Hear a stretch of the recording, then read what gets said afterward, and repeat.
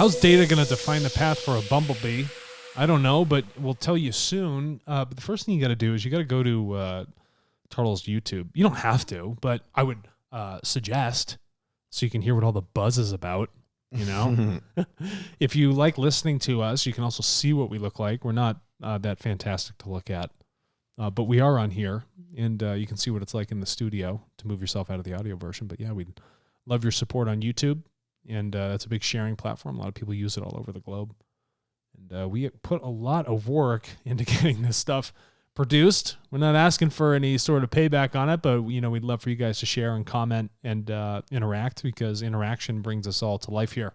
Yes, and we can. We have 135 subscribers right now. Woohoo, 135! And so we need to get that to at least 1 million. How are we in 80 plus countries? We have 100 something people subscribing. It's because we're producing shit content, Alex. No one likes us. No, it's funny. We found that a lot more people are just listening in an audio format. Yes, substantially more. Oh yeah, substantially more. Yeah. So that's been kind of nice, but you know, like all things in life, good things take time. It'll steamroll, and when someone finds it, they're like, "Oh, this is a lot of content." Yeah, exactly. Yeah, that's the point. Yeah, we're here to educate. Yeah, and Google's #1 search engine, YouTube's #2 for search engines. Yeah, so that's why you got to be on both. Most people, when they watch our stuff, they've looked something up on YouTube and then we popped up. Yeah. Let's talk about climate change. #1 in our best 7 is climate stability. Mm-hmm. And let's talk about wild bees. Oh, bees are fun. Are not all bees wild? How do you domesticate a bee? You put a leash on it? You put it in a, I guess if you have your own hives, then they're domesticated. Do I have to, feed it a bowl of food when it's whining at me? Have you seen those hives that collect the honey automatically in a jar? I love that. And you twist the thing and it doesn't upset the hive. Yeah. So cool. Yeah. So I love stuff like that. That way you don't have to pull them out and disturb them. It literally just shifts the hexagonal structure slightly so that the honey can move through. We need to buy one of those and stick it somewhere. Right in here. Yeah. Stick it through our window. Well, have you seen those? They have listen, the clear... if the bee's undisturbed, I'll keep them in the house. Yeah. Yeah. They're not, it's not that big of a studio bees. Studio bees, yeah. Those bee are gate. our pets. Yeah. Bee gate. Where did our bees go? We're watching them. This is the climate bee gate. Where are the bees going? Wild bees are more affected by climate change than by disturbances to their habitats, according to a team of researchers led by Penn State. Yeah. So what does that mean? So if I'm gonna, in the middle of a nicely forested area with a bunch of flowers, if I'm gonna slam down like a 55 plus, aging community, retirement community, it's not really going to upset the bees. No. What's going to upset the bees is precipitation. What's going to upset the bees is too much sunlight, too much heat. Trapping all that in there, because that's going to affect actually the flora and fauna that allowed them to thrive. Putting a house in the way, the bee flies around it. But physically crippling the system itself, not displacing flowers, but, you can change their concentration, whatever it might be. What you're looking at is really the rain and the sun. So let's talk about how our climate, I guess in all senses, us affecting these things, regardless how you say it. If you put a house there, you're still affecting it, right? And if the Earth's getting too hot, it's still affecting the bees. So either way you rub, this change in climate is not positive for the outcome of the bee ecosystem. Yeah, and I want people to understand the way that researchers work with data. Because this is interesting. Every problem that's in the world will be solved by data. All of it. And go ahead and speak to that, because I want people to understand this is why your data is so important. Yeah, so what's a really good old school example for data? I saw a biography from Hershey. The guy that invented Mr. Hershey. I was going very scientific, but yeah, tell me about the Hershey one. Yeah. So you have a lot of variables to make a Hershey's milk chocolate bar. There's a lot of different ingredients in there. There's cocoa, and so now you have a supply system chain and all this other stuff. Yeah, you have supply. Yeah, exactly. Yeah, milk fats. You have and everybody loves chocolate, but you have it's a complex system to get that bar to the grocery store or convenience store. Yeah, without it melting and losing form. And the more data that they have in these processes, the more efficient that they can be, because like Kroger and all these other Walmart, they're running on razor thin margins. Yeah. So it's the same way with candy. So you don't have any loss in the things that you're purchasing and having to store on a shelf. Where it's stored, temperature in the store, all this other stuff, how it affects your product, what that shelf life looks like. And then so that's one thing you can solve with data, right? Is from, that economic sense. Another one, just as a local example, is when they were doing the first nuclear testing here at the Trinity test site, which is further west of Socorro, here in New Mexico, near Pie Town. I love that. Yeah. So they really didn't have any data when they were going to drop this thing. They said, listen, when this blows up, it could either be essentially a concentrated chain reaction where it stops at a specific point when we split these atoms, or this thing just keeps going and we literally rip a hole in the universe. Because you start splitting atoms and then just like everything just turns into one super nuke, right? Earth is a super nuke. Solar system turns into a super nuke. You know what I mean? If you can picture that. This is a risk. It was a risk, and there was an unknown that needed to be solved. And the only way they could solve it was with data. And so they have all these different recording instruments that are sitting around here. So most of us operate on a hunch.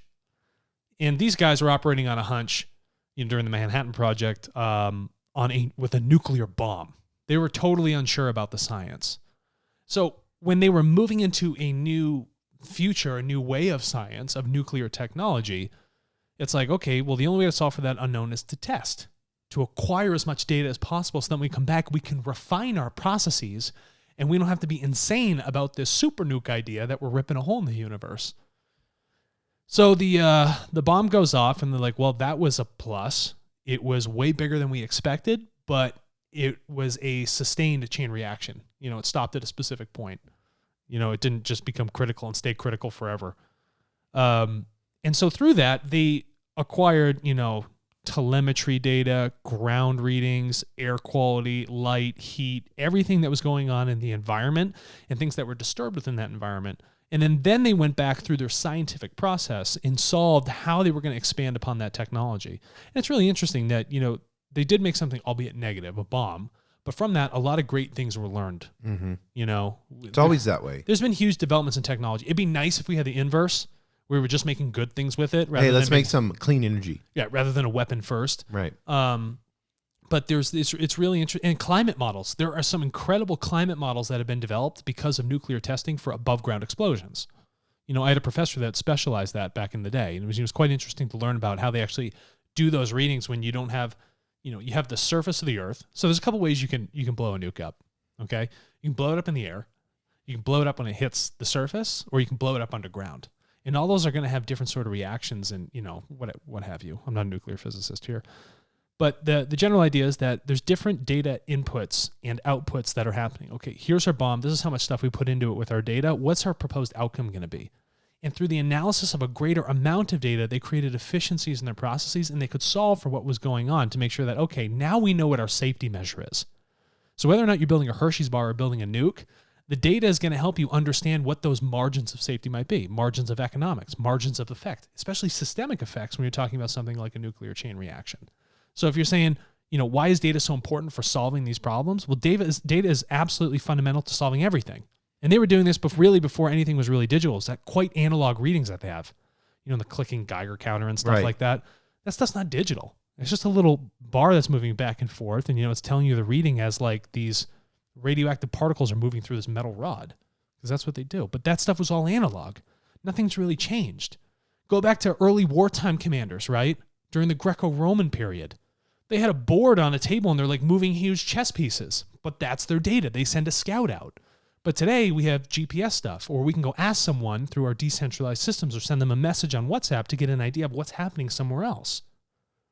Nothing has really changed. It's just the medium change.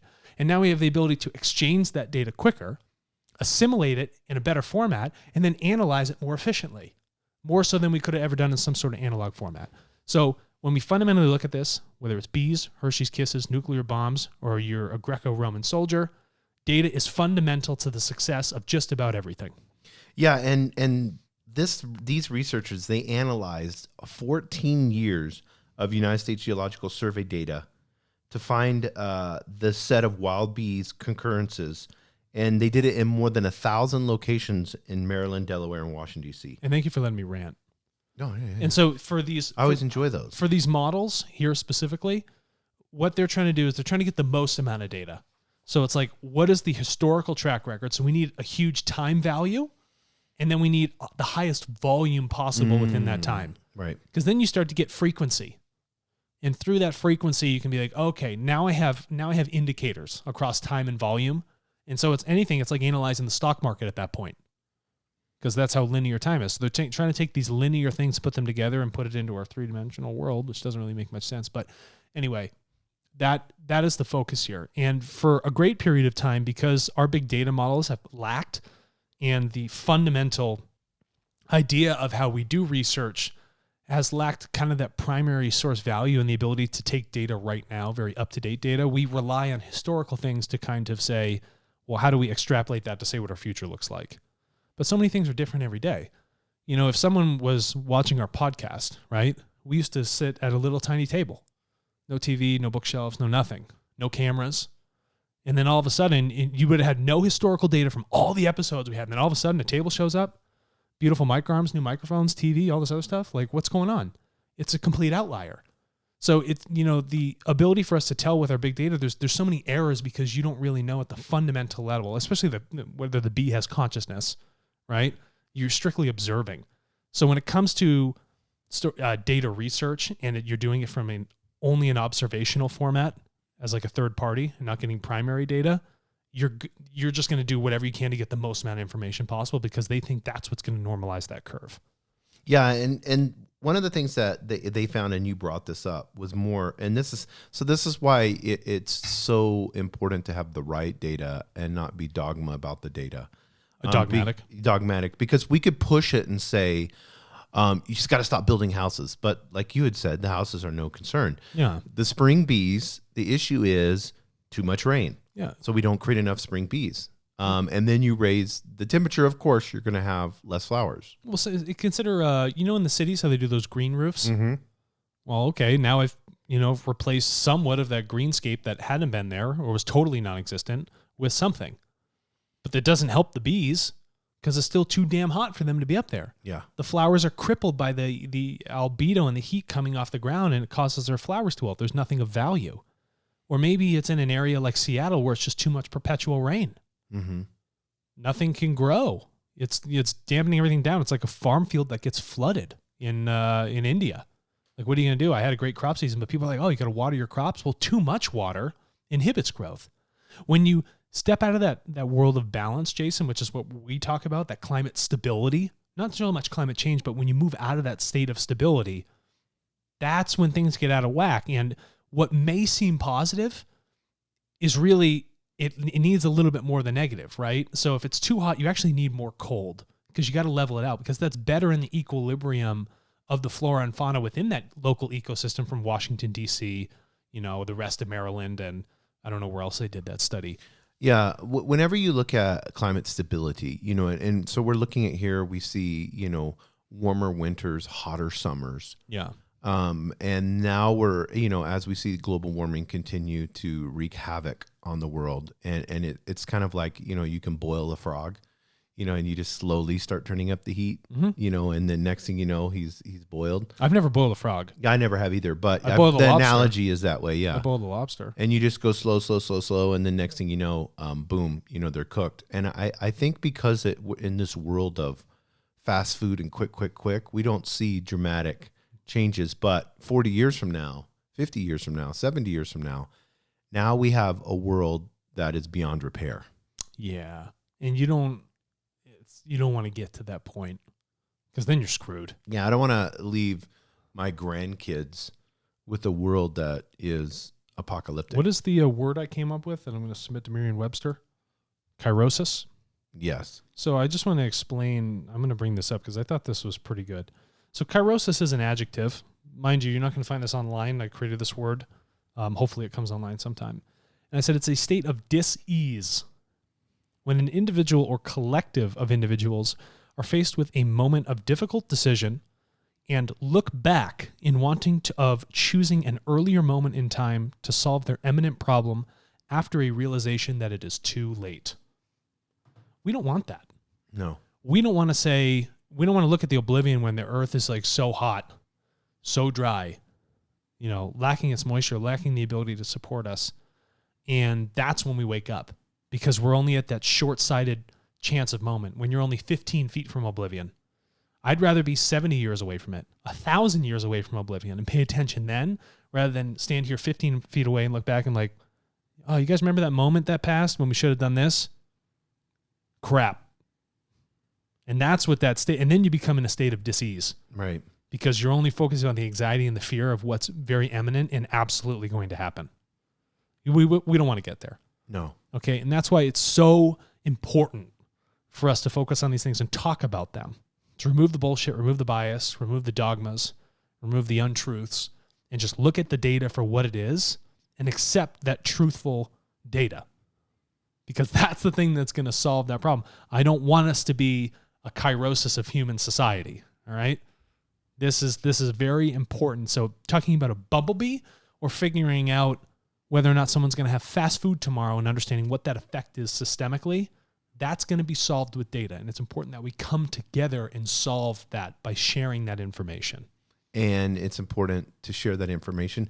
How would an individual, whether they're in India, whether they're in Russia, Australia, how can they help with using their data to help solve these issues? Yeah, so if you're on TARTLE and you're populating this data towards your preferences and habits and identifiable information and other systems you use online and talking about what you purchase, all of these things can be collectively analyzed by these people that have these huge resources to analyze these large data sets, these big decision makers, so that you with your data are essentially telling them, this is where the issues sit and this is where the solve is. This is how we focus on it. And it's not for you to, directly tell them that, oh, hey, this is what you should be looking at. It's a function of, now we're giving you the data so you know exactly what to look at. Yes. When before they didn't have any of it. So regardless of where you are across the globe, using the TARTLE marketplace, you can share your data towards these specific things, whatever they are, towards a specific business or a specific cause, you name it. Or anonymously, you just want to share as much as possible. All of that is of great benefit, because the more truthful information that is shared globally, the more truthful our society becomes, and the more we move away from things that are untruthful, that hinder our evolution and drive us closer to that point of oblivion. Not to get dark on it, but yeah. Let's get dark. Dark mode. YouTube. Go to TARTLE on YouTube and subscribe.